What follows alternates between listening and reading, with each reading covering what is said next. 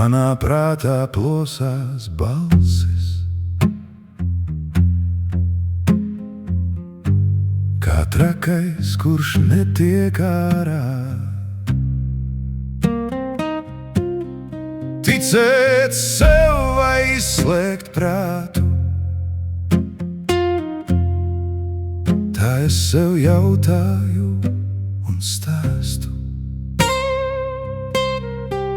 Bet no tā, kas iekšā plosās, neaizbēgt sākot citu stāstu. Jautājumi, kas sit viens otru,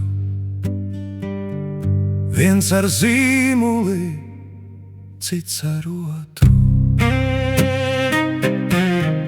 Vēl kāds balsī bļaujies protu, tā vētra nāk un projām iet, bet mans ķermenis vien lūzās.